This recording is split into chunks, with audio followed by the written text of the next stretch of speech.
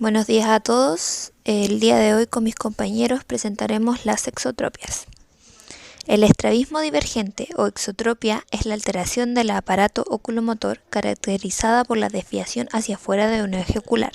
Puede mantenerse latente cuando se controla por los mecanismos de fusión o manifestarse en caso de no hacerlo. Como podemos ver en el dibujo, se observa una exodesviación del ojo derecho. Si bien la etiopatogenia es desconocida y no podemos establecer a ciencia cierta los distintos mecanismos por los cuales se produce una exodesviación, varios autores han postulado ciertas teorías. En un inicio, y debido al tratamiento quirúrgico de la época, que era bastante exitoso, se postuló la teoría miopática. Esto es hablando en el año 1840 aproximadamente, siglo XIX. Y básicamente lo que decía esta teoría era que producto de una debilidad muscular de carácter congénito, en este caso, como estamos hablando de exotropias, una debilidad del músculo recto medial, era lo que provocaba esta desviación. Esta teoría fue postulada por Diefenbach y él la postuló en el año 1839 y fue aceptada durante la época. Pero posteriormente, 60 años después, Henri Parinot, en el año 1899, dijo que la teoría miopática no era sostenible. Y en sus palabras, dijo que era de origen inervacional y no de origen muscular. Y se apoyó en la fisiología de la época, recordando que estamos hablando en el año 1899, finales del siglo XIX, principios del siglo XX, para poder demostrar su teoría inervacional. Y de acuerdo a Parino, es posible encontrar 6 factores de origen inervacional que pueden provocar esta alteración. Y de hecho, estos principios aún están vigentes y no se han podido desmentir. Uno de ellos es la alteración de la vergencia. Otro de ellos es la alteración de la vergencia acomodativa. También podemos encontrar defectos en la vergencia fusional, presencia, presencia de síndrome restrictivo y modificaciones secundarias a los músculos o contracturas y por último modificaciones en el aparato sensorial. Clínicamente se consideran dos tipos esenciales de exotropia, la exotropia intermitente y la exotropia permanente. La exotropia intermitente es aquella en la cual existe una desviación ocular ocasional y que ocurre en determinados momentos. En comparación con la exotropia permanente, es la más frecuente debido a que representa un 70% de los casos de exotropia. Generalmente tiene un comienzo precoz, ya que comienza entre los 2 y 6 años y puede empeorar con la edad, ya que algunas pueden pasar a ser exotropias permanentes. Normalmente los que presentan esta exotropia tienen una buena visión binocular, pero pueden presentar dualidad de correspondencia, y es cuando en una persona pueden coexistir una correspondencia sensorial normal y una correspondencia sensorial anómala. También se ha observado que no tiene relación con los defectos refractivos. Este tipo de exotropia se puede clasificar en tres tipos. El tipo básico, en el que la desviación para cerca y para lejos es igual. El tipo exceso de divergencia, en el que la desviación para lejos será mayor que para cerca. Y el tipo de eficiencia de convergencia, en el cual la desviación para cerca será mayor que la desviación para lejos. Entre los signos y síntomas de esta exotropia se encuentra la desviación que aparece en determinados momentos, como por ejemplo cuando la persona se encuentre cansada, distraída, enojada, entre otras. Está el guiño del ojo en presencia de luz intensa, ya que se ha visto que estos pacientes presentan fotofobia de causa desconocida. Además, también pueden parpadear antes de iniciar movimientos oculares para recuperar la fusión. En estos pacientes existe astenopia, que es fatiga ocular. La ambliopía es poco frecuente y tiene una diplopia ocasional, aunque en los casos de exotropia de comienzo tardío muchas veces se comienza con cefaleas y diplopias. El otro tipo de exotropia es la exotropia permanente, en la cual existe una desviación permanente, la cual puede ser alternante o monocular.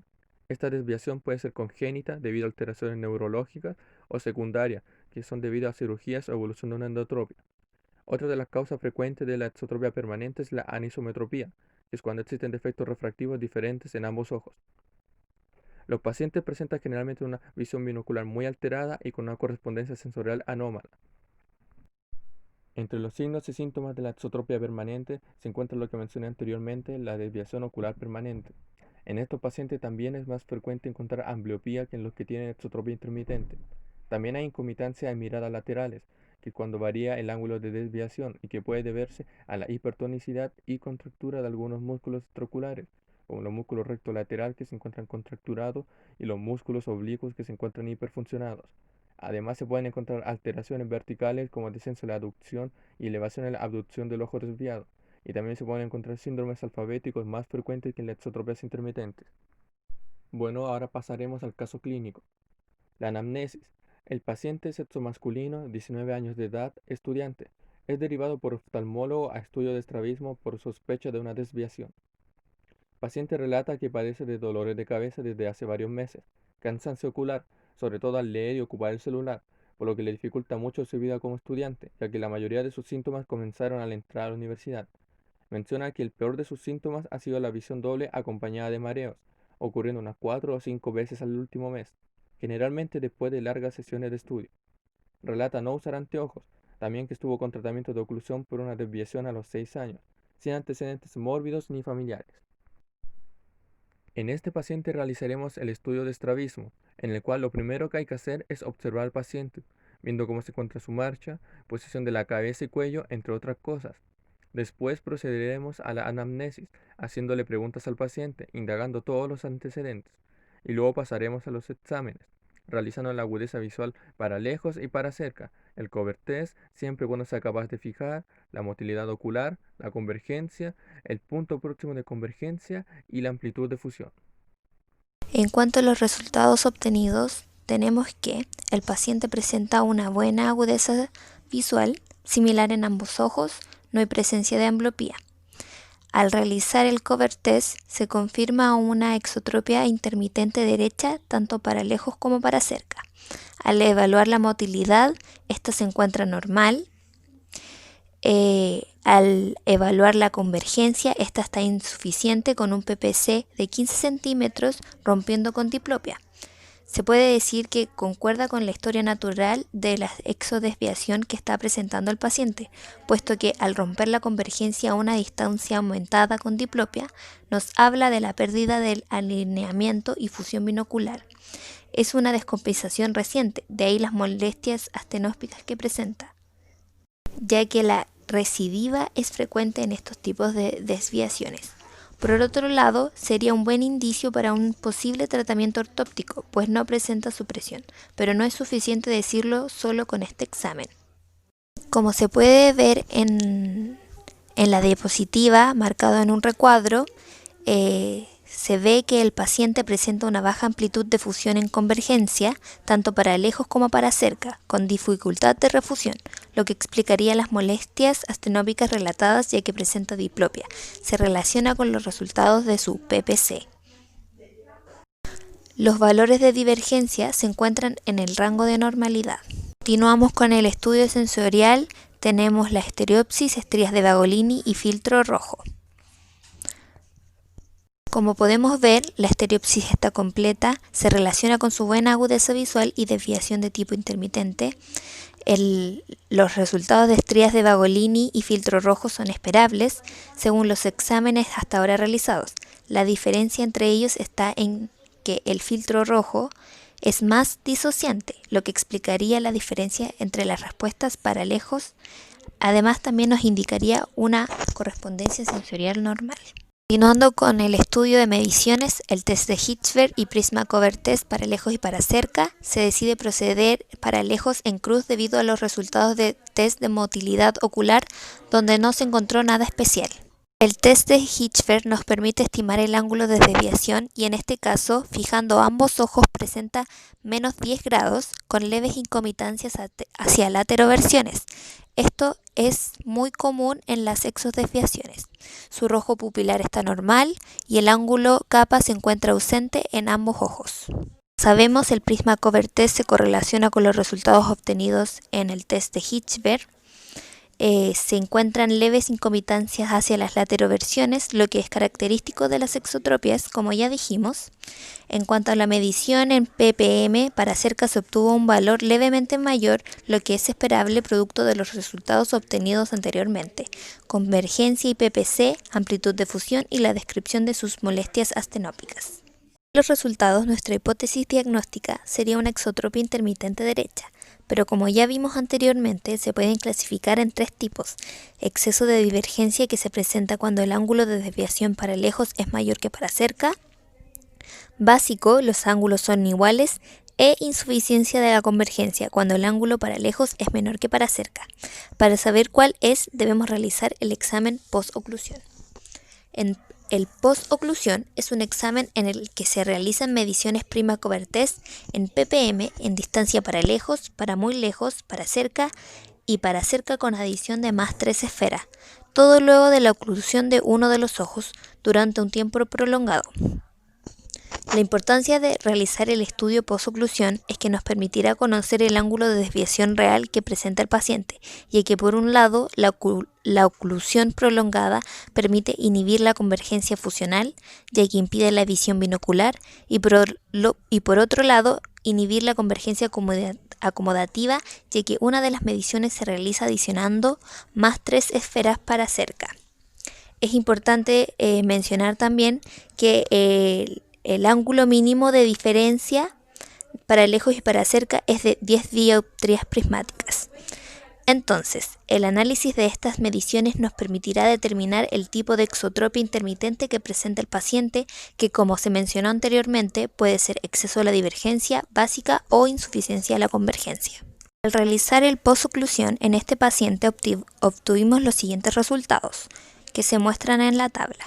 Para muy lejos, menos 12 dioptrías prismáticas sin altura; para lejos, menos 16 dioptrías prismáticas sin altura; para cerca, menos 26 dioptrías prismáticas sin altura; y para cerca, con adición de más 3 esferas, menos 30 dioptrías prismáticas sin altura. Podemos ver en el recuadro marcado, encontramos que el ángulo de desviación es mayor para cerca que para lejos. La diferencia entre ambos ángulos es de 10 dioptrías prismáticas, por lo cual se considera una insuficiencia de la convergencia.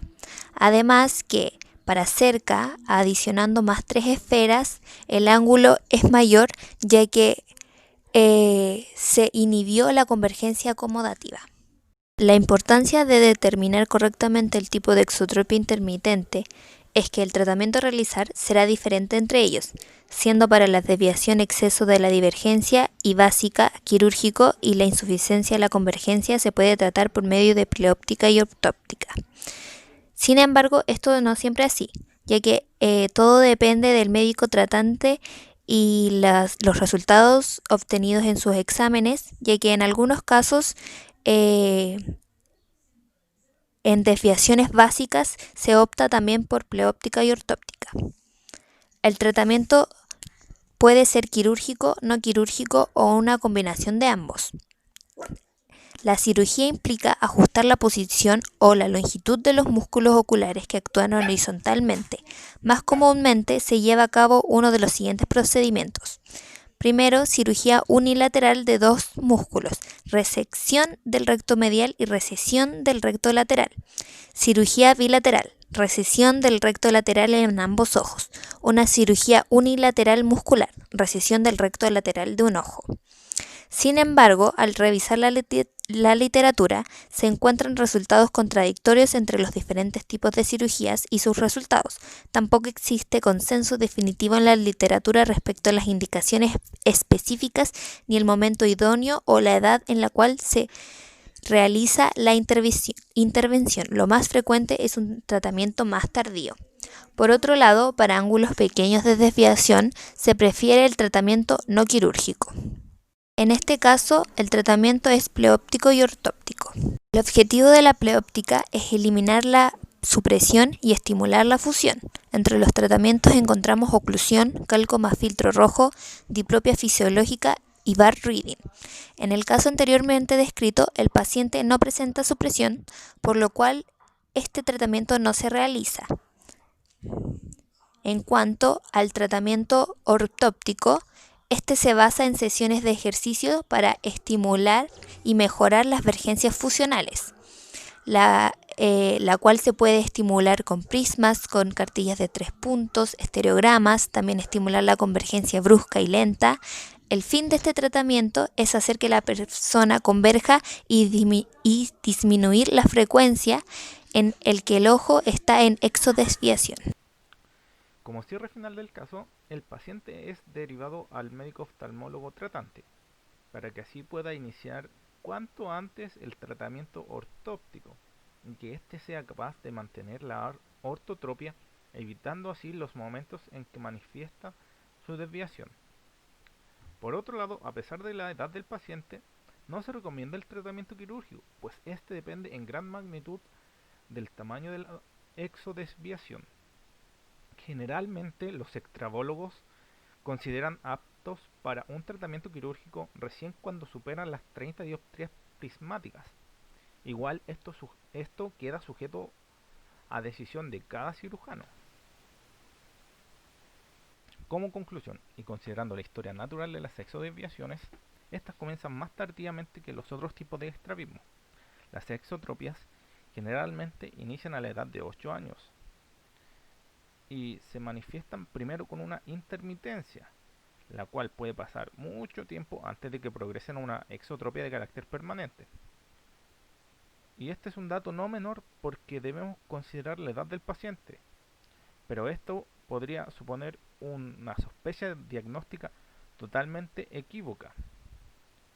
Como vimos en el caso clínico, el paciente calificaba para un tratamiento ortóptico.